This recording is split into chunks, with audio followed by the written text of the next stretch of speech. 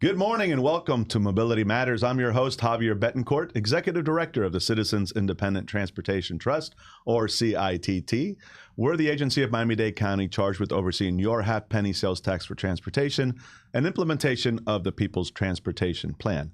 Broadcasting live out of these wonderful studios at community newspapers here in South Miami. We want to thank our partners in crime here at Community Newspapers for continuing to host and produce this show. So speaking of the CITT, we've had amazing members over the years, and one no better than the one sitting next to me, Eric Diaz-Padron, who is a former CITT member, but more importantly, current mayor of the great city of West Miami. Mr. Mayor, thank you for being here. Oh, thank you for having me, and it's always great to see you. And it's been a couple of years now since we worked together, but it was a great time, and we accomplished a lot.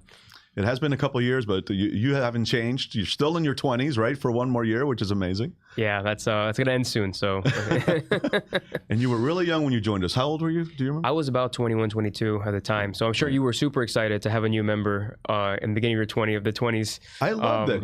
It's great to have perspectives, along the entire spectrum. And you were by far the youngest member, so it was great to have you on there. Well, when I came on, we were in the midst of, you had just started yes. As executive director, and you had just started your crusade on the unwinding. That's right. Of the PTP, of the half penny, and you accomplished it. So that was a huge success. With a lot of help from others. Yes, but it was very important, and that was something that was necessary to move the ball forward finally, as opposed to looking back. Absolutely. Now, is it true that you were, when you were elected, the youngest mayor in the state of Florida? I thought I read something to that effect. I was. Okay, I was. excellent. I'm getting older every day, so that's become less true. But at the time, I was, and I served. I was the youngest mayor of the state of Florida, but I was already a couple of years on the commission. That's right. And I think, so it wasn't just like I ran for office, coming out of college and decided I was going to run for mayor. I went through the process. I studied under people like yourself in boards, and then served a couple of years on the commission before getting, frankly, too frustrated. I mean, I was telling you a story prior to this show. My city is the city of that Marco Rubio came out of. He was a city commissioner. And I remember seeing videos of when he served with my father back when he was in his 20s. It was his later 20s. Your father had been mayor of West Miami. My father had been the mayor of West Miami while he was in the commission. And I remember he was just so frustrated in some of these videos. And he would literally say, "Can we just do anything? Yeah. Do one thing, do anything." And I was a couple of years on the commission, and I had the same frustration. And it came to the point that I had 2 years left of my term, my 4-year term, and I said, I can either sit here for 2 more years doing nothing, or I can run at the time against an incumbent who was not a bad person at all. And I decided to take that leap. So I went from being on the losing side of 4-1 votes to now being, putting forth a robust agenda that we've gotten accomplished in the last, 2.5 years, and it's been very exciting. Yeah, no, I've always known you to be a very action-oriented person. So, well, that's a good thing to know for. Absolutely, absolutely. So, tell us a little bit more about the city of West Miami. I know it's one of the smaller cities in the county, but as I say, it punches above its weight. Where is the city? What's the geography? What are some of the things that characterize? Yeah, so the city is perfectly located in the county. I mean, you can't get more central. They call it West Miami, but it's not west of anything. It's west of Coral Gables, maybe. So the city is right next to Coral Gables, across 57th Avenue, right across from City of Miami, across 8th Street. And again, just located right in the center of the county. Near the airport? I mean, just near everything. It's near everything. It's one of the reasons that prices have gone up so much in West Miami. Unfortunately, depending on who you are, it's because it's, aside from everything, aside from the community, and aside from the safety, aside from everything else that the city offers, it's just perfectly located in this county. It's a small city, like you said. It's real numbers about 11,000 residents. We have our own police department, we have our own services, our own permitting, our own public works. So it's really a great place to live, where you can get a lot of dedicated service in this county. And it's always been so well run. And I have to give a shout out to Yolanda Aguilar, if she's watching, former city manager and a distant relative of mine. So Absolutely, yeah. great. She was one of the longest serving managers in the county, probably in history. So her, as you know, there was a transition. There was, you know, we had so many people that served so many years with so much institutional knowledge of the city. And in my first term of mayor, there was a transition. A lot of people just retired for you know, obvious reasons, just time. And we had to transition, bring in a new manager, bring in new public works, bring in a bunch of new executive level people. And, you know, thankfully, we chose to do this in a very professional way, in the sense I didn't hire anybody who I was friends with. Right. You know, we hired people who were very professional hires, who have hit the ground running. And by doing so, we've actually been able to accomplish pretty much all of my campaign promises within the first term. So speaking of your promises and what the city is doing well, I know that transportation is obviously very near and dear to your heart. It's why you served on the CITT. And I should say you also serve as a member of the Transportation Planning Organization, the TPO.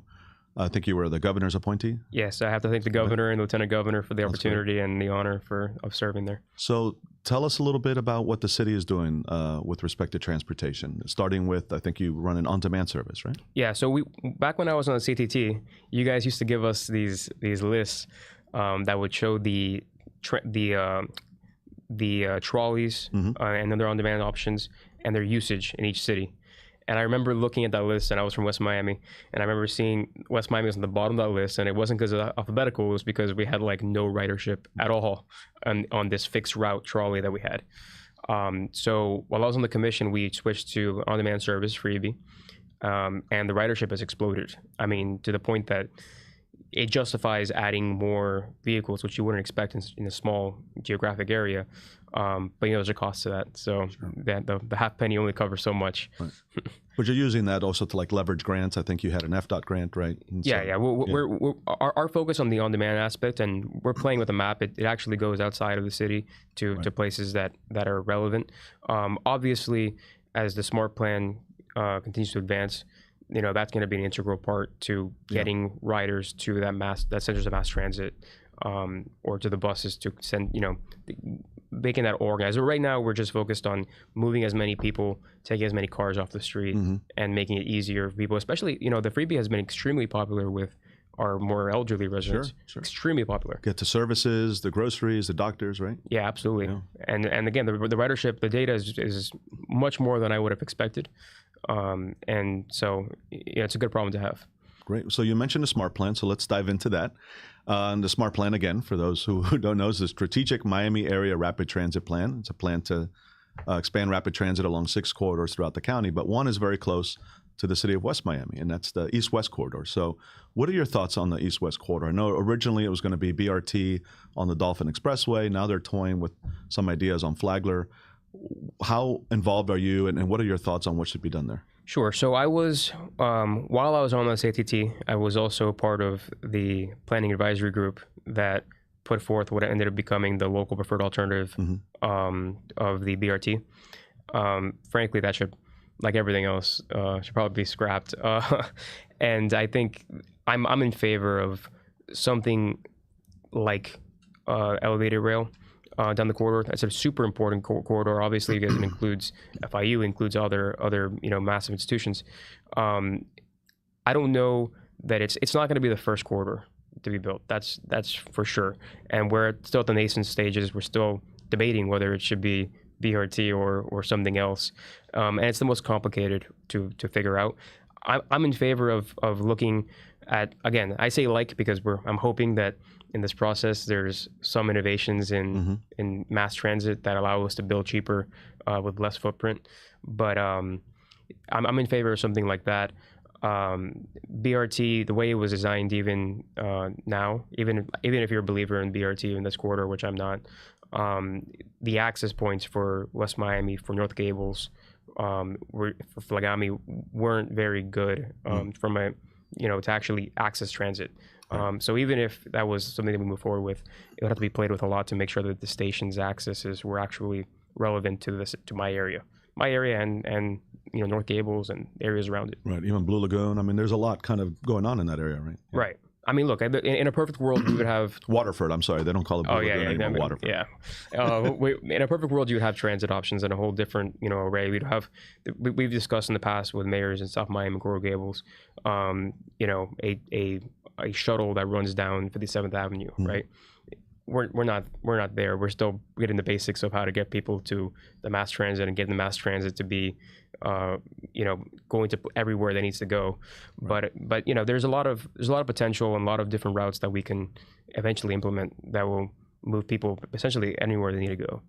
And I know that equally important to the rapid transit lines, as hard as that is to do, once those are in place, you then need to connect the surrounding neighborhoods and cities to it through first, last mile connectivity. Because you're probably going to be just, you're not going to be right on the line, right? You're a little further out. But I know that the city, through things like Freebie, but then also through bicycle pedestrian infrastructure, is doing a lot to plan for that first, last mile connectivity. What are some of the things you're doing, especially with bicycle pedestrian connectivity? Sure. So we just got a TPO grant, actually, to do a design phase of a pedestrian activated bike path walkway. Mm-hmm. That's going to go down 16th Street. 16th Street is important because that's connectivity to the Lipton Trail. Yep. And we're hoping that the Lipton Trail is going to be one of those connectors, one of those great connectors from a bike and pedestrian perspective. I did have the opportunity to go on a TPO trip that was focused on just bike infrastructure.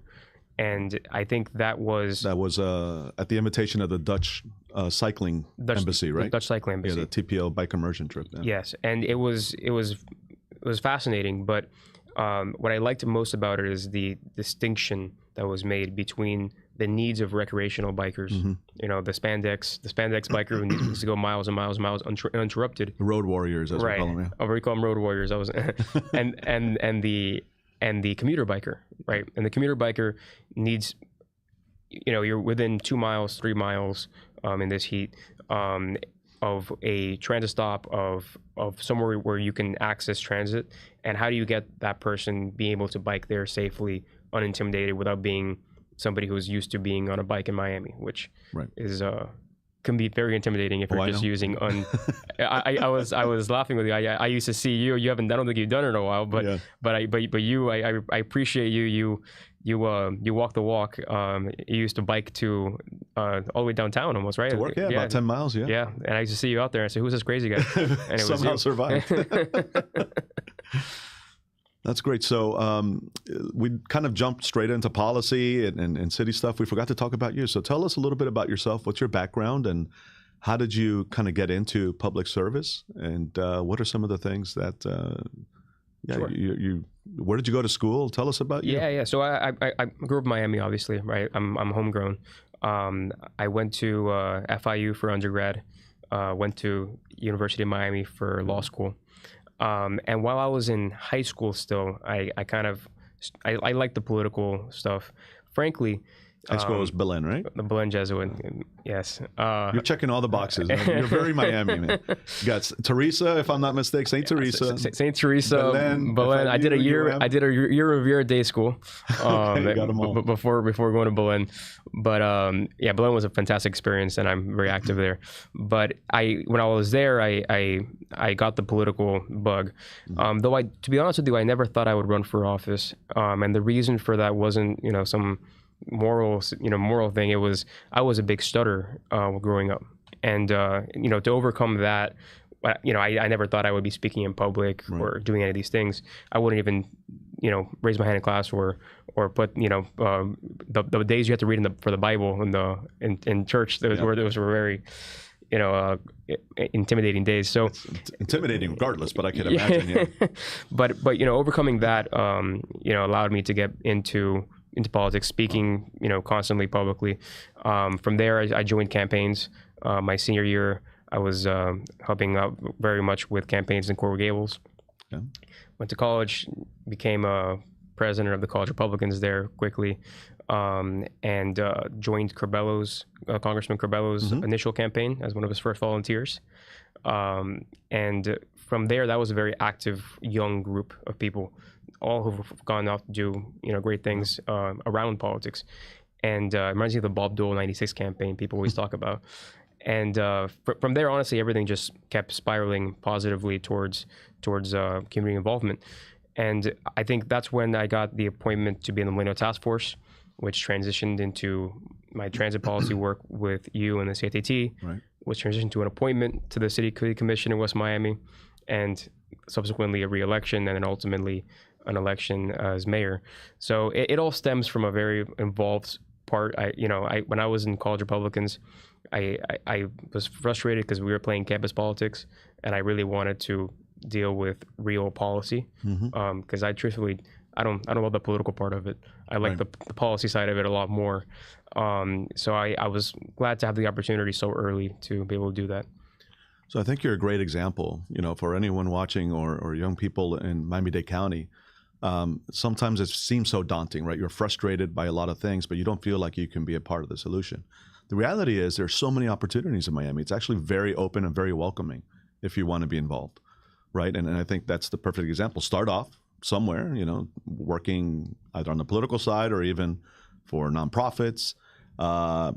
People welcome you with open arms. This isn't, a place where there's an old guard kind of trying to keep you out. Yeah, has that been your experience? Yeah, absolutely. And I think there's 2 points to that. Number one, people always ask for advice. How do you get involved? Like, how do you start off? And I know everyone gives the same advice, but it's still true.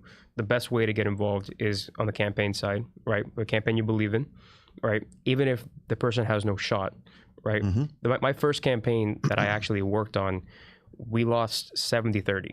Now, this whole time I was young, so this whole time I thought we were going to win. So I was very shocked on election day when we got slaughtered. Youthful idealism. Yeah, youthful idealism. But that was the best experience that could have ever happened. I met so many people, even on a losing campaign.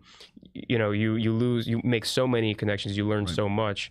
And by the way, you learn as much, if not more, from failure than you do from success, and that's what all entrepreneurs will tell you. Then 100%, and the campaign side is no different. I mean, first, if you've only seen successful campaigns, you probably don't know what you're doing wrong, right? Exactly. And I think that's something that I had the benefit of being on some losing campaigns early on to be able to see that. It's better to do those earlier than later. Yeah, get them out of the way. Get them out of the way. But it's Then the other thing is obviously, there is opportunities to serve even as a younger person or an older person who just wants to get involved at a pivot to get involved. There's a lot of boards at different levels, whether city level, county level, that are vacant. And sometimes they don't fit exactly what the person's exact policy view is, or not view, scope is. But there's a lot of good that can be done on advisory levels, and there's a lot you can learn how the process works from those boards. And I would encourage anyone to contact their representatives and see if there's any board, because most of these county commissioners, for example, even TPO members, TPO members especially, have a lot of vacancies on their advisory boards, and they need people to fill them too. Right. And in fact, we have 3 vacancies on the Citizens Independent Transportation Trust, and we're actively looking for folks to fill those. So if you're interested in transportation policy and want to be part of the solution, go to our website, miamidade.gov/CITT, and apply to become a member. I think it would be fantastic. It's amazing how few applicants we get, and we advertise and we talk about it everywhere, but there's something about serving that a lot of people in Miami, either they're not interested or they're not getting the information. I don't know what it is. Are you telling me the half penny isn't sexy? I think that Abraham Lincoln on the side of the buses is pretty sexy. I don't know half of it is, but yeah, I mean, one of the things full penny would be much sexier. We'd love that, but we're not there. I'm not advocating for that. There's I would say transit policy, as much as I love it because it's one of Miami's 2 or 3 most major issues as a city, is such a thankless policy. I mean, you're really, as much as you can be right on the issues, you're never going to please everyone. And on top of that, the progress has been so slow that there's understandable frustration in the community that is, you haven't done anything, which I share. I mean, that's seemingly, there's a lot of planning and not a lot of infrastructure in the ground. So one of the things that I know that you're doing to help resolve that is on the policy side. One of the reasons things take so long to get done is because you have this federal permitting process, right? What they call the PD&E process and the NEPA process. And I think you're actively working on behalf of the TPO, presumably, to maybe have those policies changed to expedite the process. Tell us about that. Yeah, so I passed an item, sponsored the item at the TPO level to amend federal legislative priorities. So where we send our federal lobbyists to work on the streamlining the process generally to put infrastructure in the ground. After we've all decided that this, let's say it's called North Corridor, Northeast Corridor, after we've all decided this is where we're going to go, there's still a massive process to actually build it. Let's say we get the money, let's say we get it all, we have all the properties, we know exactly what we want to do. There's now a years and years long process to get through permitting before we can even build it, right? That's not even on our side locally. That's mostly the federal side. So I've been working with the executive director, Eileen Bouclé, who's a fantastic professional. Amazing. Hi, Eileen. No BS. She's one of the best government, executive directors, executives I've ever worked with. I've been working with her to plan out a reform that we're proposing the federal government to streamline that process, reform NEPA, and just make it a much more efficient process. I mean, I gave the example of the North Corridor, which is one that is a very obvious corridor. That has been stuck in the environmental review stage for a long time. We got, it's been 20 plus years of environmental reviews. We got there. We had a record of approval, and it took too long to get it passed. So now we got to go back to square one. I know, and it's a very frustrating process. And meanwhile, the environment hasn't really changed that much, and so it's like, why do we have to do this again? No, and I think the reform is look, just talking politically now. I think the reform is something that will be accepted generally. Yeah. If you're a Republican, cutting red tape is always top of your ticket. If you're Republican or a Democrat, the equity that transit brings actually built transit and people being able to afford where they live because the area expands. Now you can live farther away from your job because you can get there cheaply and quickly. And there's a bunch of obvious reasons why everyone should back reform of NEPA. It's frankly it's an overdone middleman at this point. And like you said, the environment hasn't changed. We've already done the reviews. Right. We're in a place everyone says environmental studies and people kind of cringe. They don't want to hurt the environment, right? They don't want to do something that's impacting. Of course. But I think we're blessed in Miami where no matter what side of the political spectrum you're on, most people, and I say 90% of even elected officials, have a very good understanding that the environment is something we need to protect here. Tourism is such a massive industry. If you're just looking from a business perspective, the environment is massive, right, aside from everything else. So no one's suggesting that you cut corners on reviewing environmental impacts. It's the bureaucracy of it that you want to cut. Yeah. And look, let's be honest. It's not like we're running this thing through the Everglades. I mean, it's 27th Avenue. It's been studied before, and you couldn't do anything better for the environment than to try and get people out of their cars into transit. And so, delaying that is actually worse for the environment than expediting it, right? So it makes all the sense in the world. So thank you for taking the lead on that. No, absolutely. Are you optimistic? Are you seeing, an openness to that in DC? Like, I'm optimistic. We're still building out the reform internally. I have had conversations with our federal partners. There is an optimism that NEPA reform generally will be coming up in this next session. Now, what that looks like, if it encompasses things that the TPO, I'm speaking on behalf of my colleagues, but I think the TPO will want is a question. But NEPA reform, I'd be open to whatever that looks like, frankly. Well, Mr. Mayor, unfortunately, we're out of time, but I do, before we end, want to just say we didn't talk about your wife and kids because you are a single bachelor, and I just want to put that out there for anyone who might be interested. We have a very eligible bachelor here and a great guy, really. It's been a pleasure to serve with you at the CITT and to work with you now in your new role as mayor of West Miami. You're a great guy, and you have a bright future. So thank you for your service, and thank you for being a guest on the program. I appreciate you. Thank you for having me. No, of course. We'll have you on again. So folks, that's all the time we have here on Mobility Matters. Just as a reminder, you can catch us here every other Thursday from 9 to 10 a.m. and follow us on all our social media platforms, Facebook, X, LinkedIn, Instagram, you name it, we're on there, and you can find all of our programs on there. Once again, if you're interested in serving on the trust or learning more about us, visit our website, miamidade.gov/CITT. And one last shout out to community newspapers for hosting us in this wonderful studio. Thank you, and see you next time.